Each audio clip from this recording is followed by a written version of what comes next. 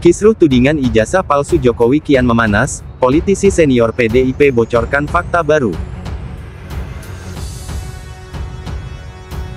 Saya itu satu di antara rombongan yang ikut ke Jogja dan ke Solo, ke rumah Jokowi. Yang tanggal 15 April ya. Saya mau menanyakan tentang ijazah itu. Di UGM tidak mendapatkan penjelasan yang pas, dan Jokowi juga. Nah, begitu aja, nggak ditunjukin juga sama dia. Jadi dalam perjalanan itu kita mendiskusikan ini kenapa kok nggak mau, padahal ini kan sederhana. Kalau memang dia punya dan ada, terus kita ngikutin analisa setelah pulang dari Jogja itu, dari Roy Suryo, Risman, Tifa dan kawan-kawan, Rizal Fadila, ini menunjukkan bahwa memang nggak punya. Nah dari situ kan terus TPUA ke Barreskrim menyampaikan laporan itu. Terus nggak berapa lama Jokowi juga ke Polda. Lalu muncul pernyataan Ibu Mega, kok bikin gegeran lah. Kalau memang punya tunjukin aja. Ya Ibu Mega betul bilang gitu. Dengan Ibu Mega. Terus saya komunikasi juga dengan Ahok pada waktu 2012 paslon sama Jokowi. Gimana keadaannya? Ini kok dia nggak mau menunjukkan ijazahnya. Terus Ahok bilang begini, pejabat yang tidak mau menunjukkan ijazahnya berarti miliknya adalah palsu. Kata Ahok. Nah, jadi kita mempertajam itu ya. Terkait informasi yang beredar bahwa seolah-olah Pak Jokowi membuat ijazah palsu di dalam pramuka, pada intinya kami selaku kuasa hukum menilai hal tersebut hanya sekedar informasi yang bersifat bebas ya, dan tentunya tidak memiliki nilai pembuktian. Apalagi kalau kita ikuti itu seolah-olah cerita dari cerita ya. Lalu berikutnya jika diikuti juga cerita tersebut bahwa seolah-olah itu dilakukan di tahun 2019 pada saat mencalonkan diri sebagai Gubernur Jakarta, pertanyaan mendasarnya adalah lalu apa yang digunakan ijazah Pak Jokowi pada saat mengikuti Pilkada Solo yang memang jauh sebelumnya, dan memang tercatat di KPOD sudah ada ijazah Pak Jokowi saat itu kan begitu. Berikutnya adalah juga kami sangat menyaksikan partai sebesar PDIP ya mengusung gubernur maupun presiden 2 kali dengan menggunakan ijazah yang seolah-olah dipalsukan ya. Apalagi dalam cerita tersebut kan seolah-olah ada tokoh-tokoh PDIP yang ikut terlibat atau setidaknya mengetahui. Kami sangat menyaksikan itu ya. Ini seperti tidak lebih seperti cerita kemarin soal kapal di Raja Ampat ya, yang ternyata kemudian setelah ditelusuri kan tidak ada kaitannya itu. Dan yang satu hal yang perlu dicermati adalah menurut kami tidak ada motif bagi Pak Jokowi untuk memasukkan ijazah S1-nya, karena pada prinsipnya menjadi kepala daerah maupun presiden cukup dengan ijazah SMA. Jadi untuk apa ya memasuk ijazah S1 ya?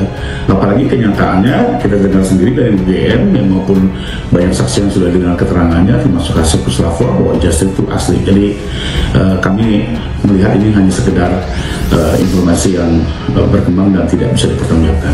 Jelas makin terbaca kegugupan di kubunya Jokowi itu, karena satu persatu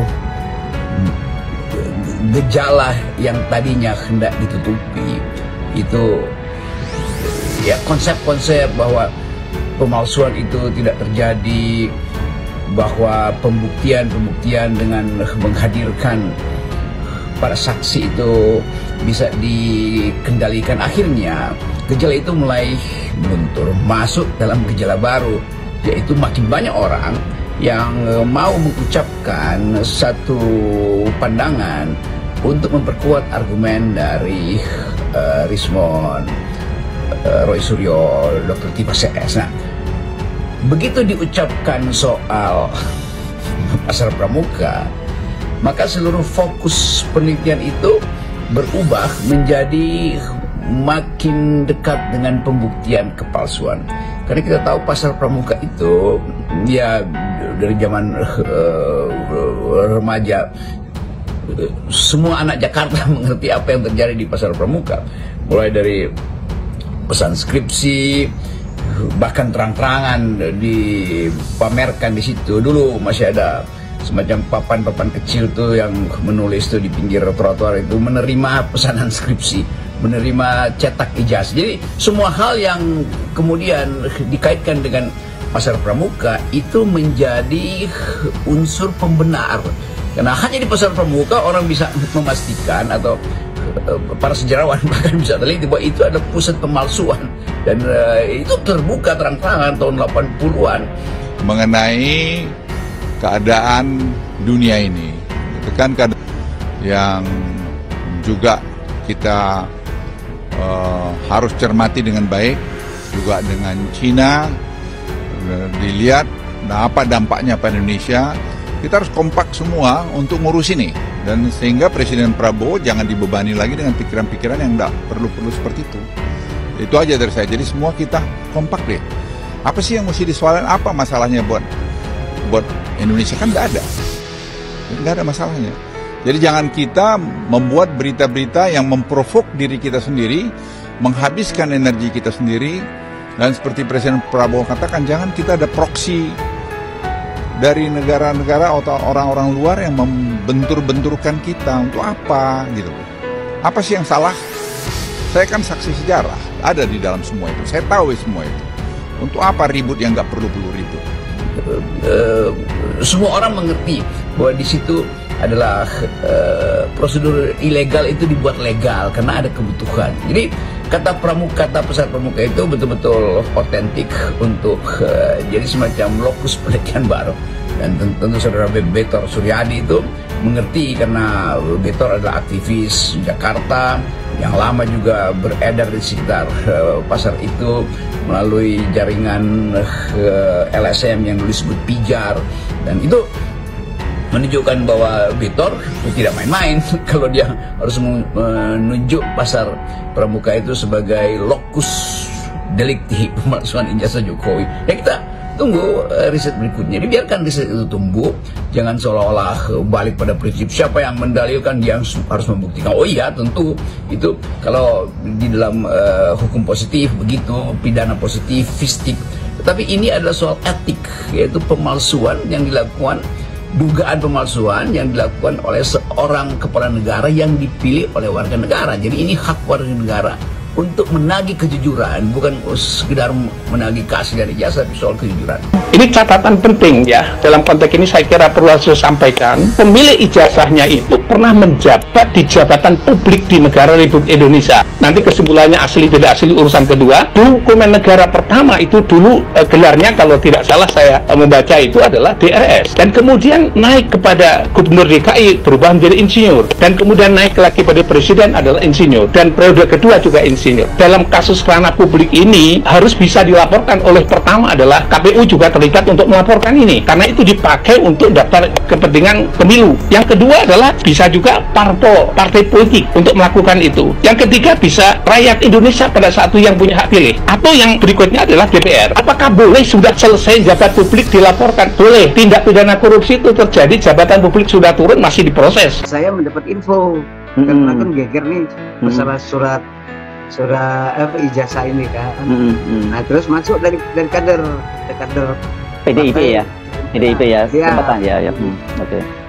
Masuk dari kader, bang ini ada si Anu yang paham soal itu. Oh ya, nah, saya cari terus ketemu. Ini gimana ceritanya? Nah, ceritalah dia. Siapa nih? Bisa disebutin namanya? Nah, ada di antara yang tiga itu. Oke. Jadi dia bilang ada pertemuan di Cikini itu. Kedatangan rombongan 3 orang dari Solo, tim Solo. Oh, yang ya, Sanggit dan sebagainya itu ya. Ya, ada tim Solo itulah. Nah, terus perundingan di situ. Nah, terus dari situ dirancang.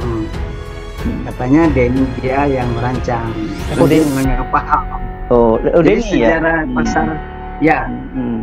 Sejarah pasar Pramuka itu kan dari permulaan kita mulai pemilu di era reformasi dan pilkada itu.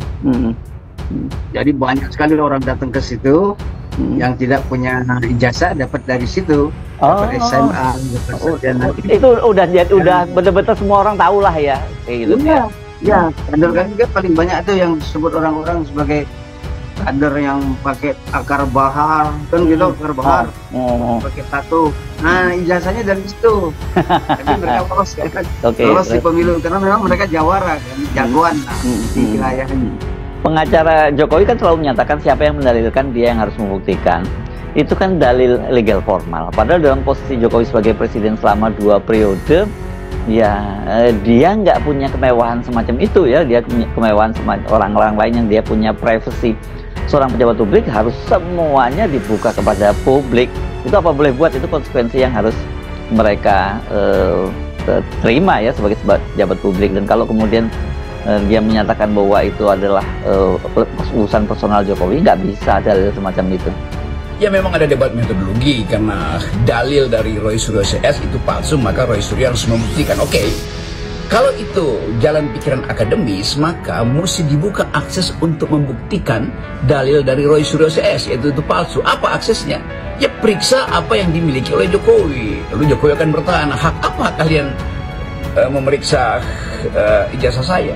Ada, yaitu hak penelitian, itu dasarnya tuh. Jadi ini kan bukan delik yang sudah diatur dalam KUHP, ini delik perselisihan antara kepala negara dan warga negara. Karena itu harus dibuka akses warga negara untuk meneliti keaslian dari ijazah kepala negara. Demi apa? Ya demi kejujuran, kan dasarnya itu. Ini kan bukan soal mau menagih Jokowi untuk bayar utang atau menjebloskan Jokowi karena ada perbuatan tercela. Ini adalah upaya untuk minta jaminan buat kepala negara sejak 10 tahun itu tidak pernah berbohong. Dan itu adalah hak warga negara. Kenapa? Karena warga negara di atas kepala negara. Dasarnya itu aja, sederhana. Bahwa kemudian jadi isu segala macam, yaitu karena memang mulai terlihat upaya untuk menghilangkan jejak pemalsuan itu. Jadi pada akhirnya orang mulai melihat bahwa ini ada penghilangan jejak tuh karena bertahun-tahun. Kenapa tidak kepala negara dengan legah mengatakan sebagai sebetulnya sebagai negarawan maka tidak perlu ada lapor-melapor ini milik saya, kan selesai. Polemik dugaan ijazah palsu Presiden ke-7 RI Joko Widodo atau Jokowi kian memanas. Hasil penyelidikan polisi yang menegaskan ijazah Jokowi asli rupanya tak membuat publik langsung percaya begitu saja. Tak kunjung selesai, malah kini semakin panas setelah politisi PDIP dan mantan tim kampanye Jokowi pada 2014 lalu mengungkap fakta terbaru. Isu terhangat, politisi senior PDIP, Bitor Suryadi, membongkar tempat cetak ijazah Jokowi yang diduga palsu. Disebut, pencetakan ulang ijazah Jokowi dilakukan di Pasar Pramuka, Jakarta Pusat. Hal ini sebenarnya juga diungkap oleh Refly Harun di kanal YouTube pribadinya. Refly Harun bahkan membacakan pengakuan Bitor yang menyebut ijazah Jokowi dicetak ulang pada tahun 2012 silam ketika masa pencalonan Gubernur DKI Jakarta. Tim relawan Jokowi bernama David, Anggit dan Widodo secara diam-diam melakukan pencetakan ulang ijazah tersebut. Menurut Bitor, saat persiapan pencalonan Jokowi pada Pilpres 2014, Andi Wijajanto menjadi salah satu pihak yang sempat melihat dokumen tersebut, kata Refly Harun saat membacakan berita pengakuan Bitor dikutip dari YouTube iNews, Rabu, tanggal 18 Juni tahun 2025. Andi belum sadar saat itu kalau dokumen yang dia lihat adalah hasil cetakan 2012 saat Jokowi hendak maju Pilgub DKI. Ungkap Bitor kepada wartawan, Jumat. Lebih mengejutkan lagi Bitor mengungkap bahwa dokumen tersebut dibuat di Pasar Pramuka Jakarta oleh tim inti Jokowi yang dibawa langsung dari Solo, sambung Refly. Meski demikian, kebenaran dari isu yang beredar tentang penuturan Bitor Suryadi ini masih menimbulkan tanda tanya besar. Pengakuan Andi Wijajanto, sekretaris tim kampanye Jokowi di Pilpres 2014, Andi Wijajanto, menanggapi kabar miring tentang pencetakan ulang ijazah Jokowi. Selain itu, Andi menegaskan bahwa dirinya tidak tahu tentang kabar pencetakan ulang ijazah Jokowi. Andi hanya melakukan tugasnya untuk melengkapi syarat administrasi yang diserahkan pada Komisi Pemilihan Umum KPU. Yang pasti saya tidak pernah berinteraksi dengan Pak Bitor, terkait apapun, terkait ijazah Jokowi, kata Andi dikutip dari YouTube Sentana TV, Rabu, tanggal 18 Juni tahun 2025. Sebagai sekretaris tim kampanye di 2014, tugas saya memastikan kelengkapan syarat administrasi untuk KPU dan berkas itu dinyatakan lengkap, imbuhnya. Andi mengaku saat mendapat dokumen pencalonan Jokowi itu memang dia sempat melihat ijazah Jokowi tersebut. Namun dia kini tidak bisa membedakan antara ijazah Jokowi yang dia lihat kala itu dengan foto ijazah Jokowi yang beredar saat ini.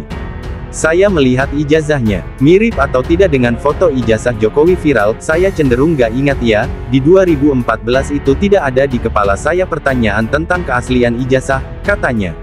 Saat itu di kepala saya, seseorang yang sudah dicalonkan, sudah 2 kali wali kota, sudah 1 kali gubernur, tidak ada di kepala saya untuk mengecek keaslian ijazah, sambung Andi. Saat itu, Andi mengaku tidak menaruh curiga apapun.